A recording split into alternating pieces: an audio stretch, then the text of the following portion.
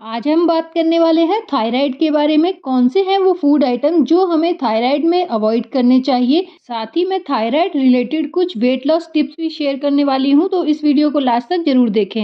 Hello friends, I am Mishti, founder of fitness with Mishti foundation. और हमारे इस foundation से जुड़कर अब तक हजारों लोगों ने अपने वेट लॉस गोल को अचीव किया है and our ultimate dream is to make India fit and healthy. तो चलिए बढ़ते हैं आगे।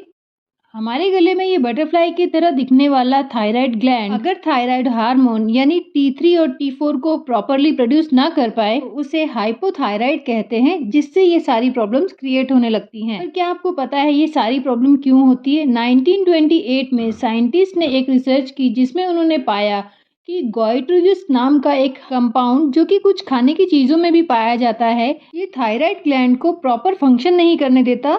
इसका मतलब है कि T3 और T4 हार्मोन्स प्रॉपरली प्रोड्यूस नहीं हो पाते, तो वो सभी फूड जो गाइट्रोजेनिक होते हैं उन्हें थायराइड में लिमिट कर देना चाहिए। नंबर 1 पर आता है क्रूसीफेरस वेजिटेबल। फाइबर और न्यूट्रिएंट्स में रिच क्रूसीफेरस वेजिटेबल्स यानी कि पत्ता गोभी, फूल गोभी, ब्रोकली और कुछ ग्रीन लीफी सब्जियां हाईली गाइट्रोजेनिक हो सकती हैं, जो कि T3 और T4 को प्रॉपरली प्रोड्यूस नहीं होने देती। यानी इसके एक्सेस यूज से थायराइड के सिम्टम और ज़्यादा सीरियस हो सकते हैं। कुछ लोगों को लगता है कि सारी पत्तेदार सब्जियां गाइट्रोजेनिक होती हैं, पर ऐसा नहीं है। जैसे स्पिनच, गाइट्रोजेनिक वेजिटेबल्स की एक पहचान होती है कि वो एक बट में होती हैं जिसमें से पेटल्स निकलते हैं और मोस्टली इनके पेटल्स को खाया जाता है और कुछ केसेस में बट को। ये सब्जियां ठंड के मौसम में ज्यादा मिलती हैं। इसमें सबसे अच्छी बात ये है कि अगर इन सब्जियों को प्रॉपरली पका दिया जाए तो इसमें गाइट्रोजन इफेक्ट भी कम हो जाता है। इससे भी एक अच्छी बात ये है कि हम एक ऐसी कंट्री में रहते हैं जो एग्रीकल्चर में दूसरे नंबर पे आती है। मतलब कि फ्रूट्स और वेजिटेबल्स की हमारे पास और भी ढेरों सारी वेराइटीज हैं। फिर भी यदि आप क्रूसीफेरस वेजिटेबल्स को खाना ही चाहते हैं तो आप इन्हें प्रॉपरली कुक करके पकाएं। ऐड करना चाहूँगी कि इन वेजिटेबल्स के यदि आप पराठे बनाते हैं, जैसे कि मूली का पराठा, गोभी का पराठा, लेना अवॉइड करें क्योंकि स्टफ करने से ये सब्जियां कच्ची रह जाती हैं, जिसके कारण इसमें गाइट्रोजन इफेक्ट कम नहीं हो पाता। अब जानते हैं नेक्स्ट वो फूड कौन सा है जो आपको थायराइड में अवॉइड करना चाहिए।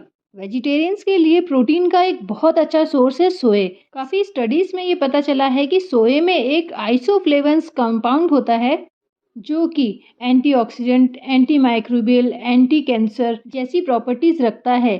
बट यही आइसोफ्लेवन्स गाइट्रोजेनिक भी होते हैं, जिसकी वजह से सोए और उससे बने प्रोडक्ट को थायराइड में लिमिट कर देना चाहिए।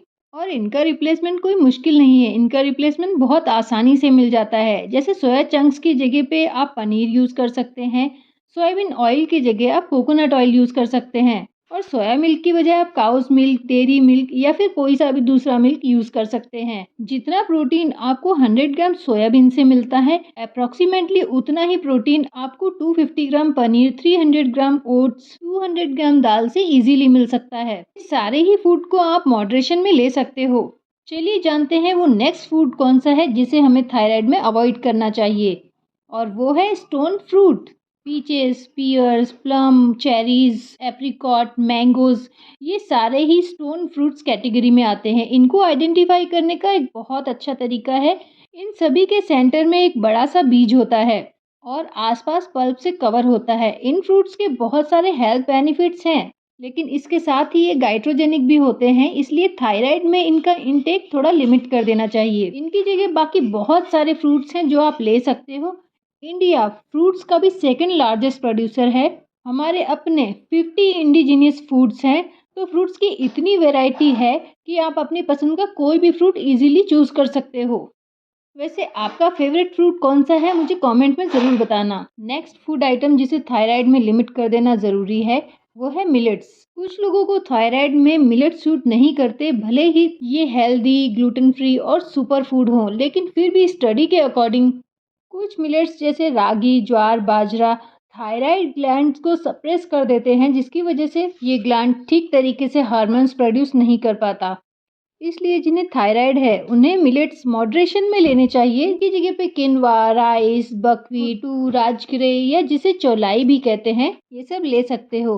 तो ये थे वो 4 फूड कैटेगरीज जो गाइट्रोजेनिक हो सकती हैं। नेक्स्ट 3 फूड आइटम जो गाइट्रोजेनिक तो नहीं है लेकिन इन्हें ज़्यादा लेने पर ये थायराइड की प्रॉब्लम को और इंक्रीज कर सकते हैं। नेक्स्ट फूड आइटम है ग्लूटेन। जिन केसेस में थायराइड ऑटो इम्यून होता है which is 90% of as per the study, इन केसेस में ग्लूटेन को लिमिट में लेना ही सही है, क्योंकि एक्सेस ग्लूटेन लेने से थायराइड ग्लैंड ठीक से फंक्शन नहीं कर पाता और ऐसे में थायराइड बढ़ने की ज़्यादा चांसेस होते हैं। अगर आप इस टॉपिक पे और डिटेल जानना चाहते हैं तो मुझे कमेंट करके बताएं, मैं आपके लिए एक सेपरेट वीडियो ज़रूर बनाऊंगी। नंबर 5 पर ग्लूटेन रिच व्हीट। लेना भी है तो आप होल ग्रेन मील का यूज़ करें। मार्केट में आपको दो टाइप की ब्रेड मिलेंगी, एक जो होल ग्रेन से बनी होंगी और एक जो प्रोसेस्ड व्हीट से बनी होंगी। फर्क ये है कि होल ग्रेन में व्हीट के साथ में हस्क भी आता है, जिसके कारण उसका कलर हल्का सा ब्राउन हो जाता है। रोटी या ब्रेड दिखने में थोड़ी ब्राउन होती है, लेकिन हेल्थ के हिसाब से बहुत बेनिफिशियल होती है। साथ ही आप किनवा, ब्राउन राइस, ओट्स जैसे मील तो ले ही सकते हैं।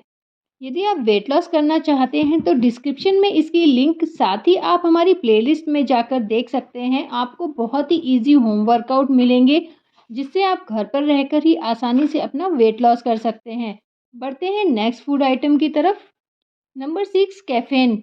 कैफीन और थायराइड का कोई डायरेक्ट कनेक्शन तो नहीं है, लेकिन कैफीन T4 थायराइड ग्लैंड के एब्जॉर्प्शन को स्लो डाउन कर देती है। अब जिनकी बॉडी में ऑलरेडी T4 प्रॉपरली प्रोड्यूस नहीं हो पा रहा और एब्जॉर्प्शन भी स्लो डाउन हो जाएगा तो प्रॉब्लम और बढ़ सकती है। सोल्यूशन ये है कि हाईली कैफिनेटेड फूड्स को अवॉइड कीजिए। खाली पेट चाय और कॉफी को अवॉइड कीजिए। कैफीन के एडिक्शन को कम करने के लिए आप इसके ऑल्टरनेटिव जैसे कि ग्रीन टी, हर्बल टी ले सकते हैं। यहाँ पे आप कॉफ़ी की जगह चाय पे स्विच कर सकते हैं, क्योंकि एक कप कॉफ़ी में 95 mg कैफीन होता है, जबकि एक कप चाय में सिर्फ 45 mg कैफीन होता है। 2 कप चाय equal to 1 cup of coffee. हैं नेक्स्ट फूड आइटम की तरफ, विच इज स्वीट्स। स्वीट्स का भी थायराइड से कोई डायरेक्ट कनेक्शन नहीं है, क्योंकि थायराइड में हमारा मेटाबॉलिज्म ऑलरेडी स्लो डाउन हो जाता है, तो ऐसे में हमें हाई कैलोरीज वाली चीज़ें अवॉइड करनी चाहिए। मिठाइयाँ, जूसेस, केक ठीक से डाइजेस्ट नहीं हो पाते, बॉडी पर फैट बन के जमा होने लगते हैं। इससे वेट गेन तो होता ही है, साथ में थायराइड भी वर्सन हो जाता है। तो थायराइड में शुगर की जगह उसके हेल्दी अल्टरनेटिव्स ले सकते हैं, जैसे जैगरी, शेवियास या फिर हनी। थायराइड और वेट गेन एक विशियस सर्कल की तरह है, एक बढ़ेगा तो दूसरा भी बढ़ेगा, पर अच्छी बात यह है कि एक कम होगा तो दूसरा ऑटोमेटिकली कम होगा। चलिए जानते हैं थायराइड में वेट लूज करने के कुछ important tips. Eat selenium and zinc rich food, जैसे कि Brazil nuts, eggs, sunflower seed, flax seed. ये थायराइड फंक्शन को इम्प्रूव करते हैं, जिससे कि सिम्टम इजीली कंट्रोल हो जाते हैं। Include probiotic food in your diet, जैसे लो फैट योगर्ट। ये हमारे गट को हील करती है, जिससे हमारी बॉडी T3 T4 को अच्छे से एब्जॉर्ब कर पाती है। Number 3, include iodine rich food in your diet. Iodine thyroid hormone के प्रोडक्शन में हेल्प करता है, इसीलिए खाने में आयोडीन रिच सॉल्ट का यूज करें। एग, चिकन और फिश से भी आयोडीन मिलता है। Next, improve vitamin D and B12 level in your body. साथ ही एंजाइटी और ओबेसिटी जैसी चीज़ों से दूर रहने की कोशिश करें। इसके साथ ही खुश रहिए, खुशियाँ बांटते रहिए। खुशियों की शुरुआत इस वीडियो को लाइक करके कीजिए। अगर आप अब हमारी फैमिली का हिस्सा नहीं है तो सब्सक्राइब करके हमारी फैमिली का पार्ट बनिए। मिलते हैं जल्दी एक नए वीडियो के साथ। Stay fit and healthy.